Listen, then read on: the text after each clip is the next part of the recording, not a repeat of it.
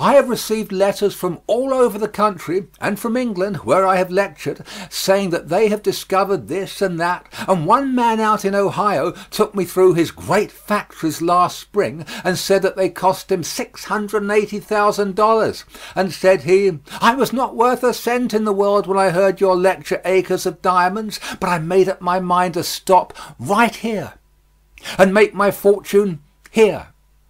And here it is. He showed me through his unmortgaged possessions. And this is a continual experience now as I travel through the country after these many years. I mention this incident not to boast, but to show you that you can do the same if you will. Who are the great inventors? I remember a good illustration in a man who used to live in East Brookfield, Massachusetts. He was a shoemaker, and he was out of work, and he sat around the house until his wife told him to go outdoors. And he did what every husband is compelled to do. He obeyed his wife. And he went out and sat down on an ash barrel in his backyard. Think of it, stranded on an ash barrel, and the enemy in possession of the house.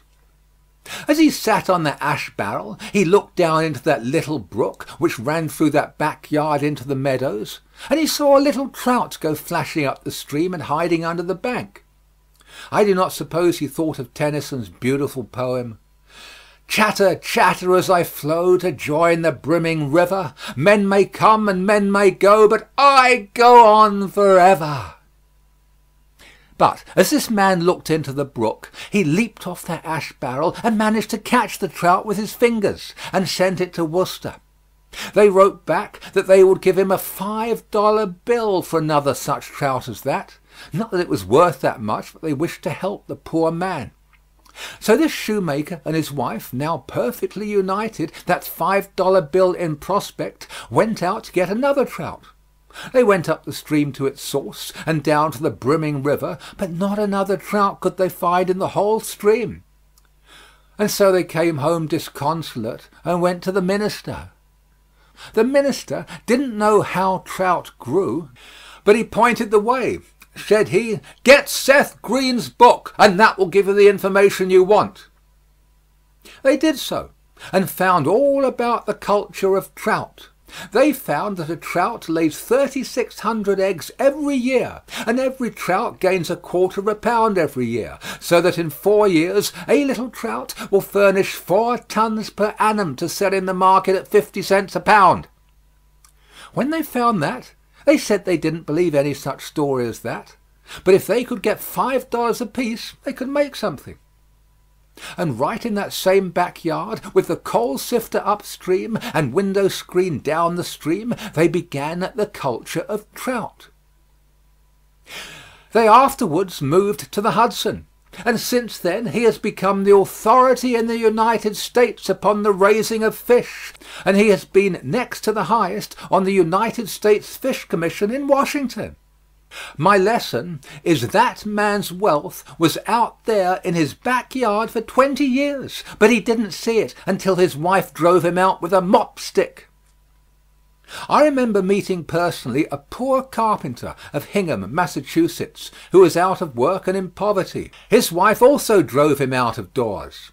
He sat down on the shore and whittled a soaked shingle into a wooden chain. His children quarrelled over it in the evening. And while he was whittling a second one, a neighbour came along and said, "Why don't you whittle toys if you can carve like that?" He said, "I don't know what to make." There is the whole thing. His neighbour said to him, "Why don't you ask your own children?" Said he, "What is the use of doing that? My children are different from other people's children." I used to see people like that when I taught school. The next morning, when his boy came down the stairway, he said, "Sam, what do you want for a toy?" "I want a wheelbarrow." When his little girl came down, he asked her what she wanted, and she said, "I want a little doll's washstand, a little doll's carriage, a little doll's umbrella," and went on with a whole lot of things that would have taken his lifetime to supply. He consulted his own children right there in his own house, and began to whittle out toys to please them. He began with his jackknife and made those unpainted Hingham toys. He is the richest man in the entire New England states, if Mr. Lawson is to be trusted in his statement concerning such things. And yet that man's fortune was made by consulting his own children in his own house. You don't need to go out of your own house to find out what to invent or what to make. I always talk too long on this subject. I would like to meet the great men who are here tonight. The great men. We don't have any great men in Philadelphia. Great men! You say that they all come from London, or San Francisco, or Rome, or Manayunk, or anywhere else but here, anywhere else but Philadelphia. And yet, in fact, there are just as great men in Philadelphia as in any city of its size. There are great men and women in this audience. Great men, I have said, are very simple men. Just as many great men here as are to be found anywhere. The greatest error in judging great men is that we think that they always hold an office. The world knows nothing of its greatest men. Who are the great men of the world? The young man and young woman may well ask the question. It is not necessary that they should hold an office, and yet that is the popular idea. That is the idea we teach now in our high schools and common schools, that the great men of the world are those who hold some high office. And unless we change that very soon and do away with that prejudice, we are going to change to an empire. There is no question about it. We must teach that men are great only on their intrinsic value and not on the position that they may incidentally happen to occupy. And yet, don't blame the young men saying that they are going to be great when they get into some official position. I ask this audience again, who of you are going to be great? Says a young man, I am going to be great. When are you going to be great? When I am elected to some political office. Won't you learn the lesson, young man, that it is prima facie evidence of littleness to hold public office under our form of government? Think of it. This is a government of the people and by the people and for the people, and not for the office holder.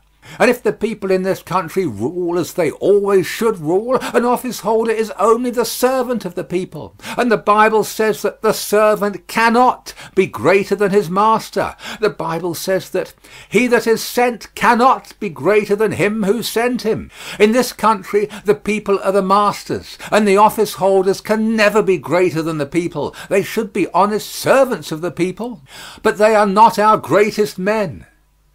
Young man, remember that you never heard of a great man holding any political office in this country unless he took that office at an expense to himself. It is a loss to every great man to take a public office in our country. Bear this in mind, young man, that you cannot be made great by a political election. Another young man says, I am going to be a great man in Philadelphia sometime.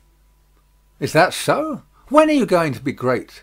When there comes another war, when we get into difficulty with Mexico or England or Russia or Japan or with Spain again over Cuba or with New Jersey, I will march up to the cannon's mouth, and amid the glistening bayonets I will tear down their flag from its staff, and I will come home with stars on my shoulders and hold every office in the gift of the government, and I will be great.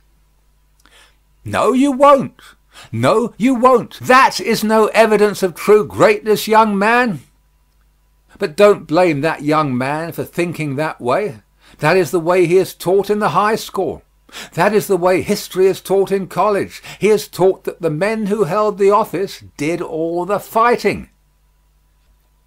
I remember we had a peace jubilee here in Philadelphia soon after the Spanish War. Perhaps some of these visitors think we should not have had it until now in Philadelphia.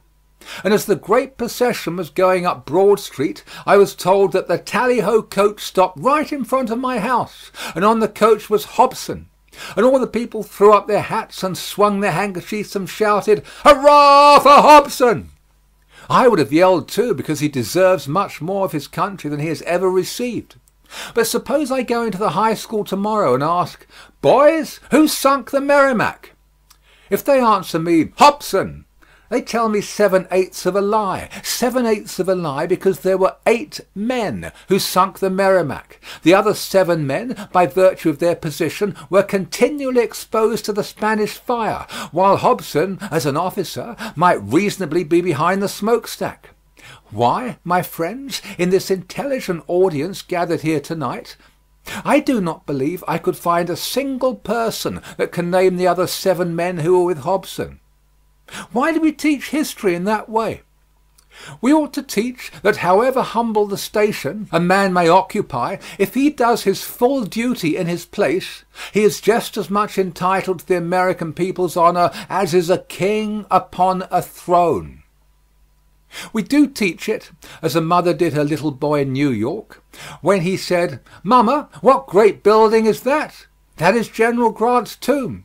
Who was General Grant? He was the man who put down the rebellion. Is that the way to teach history?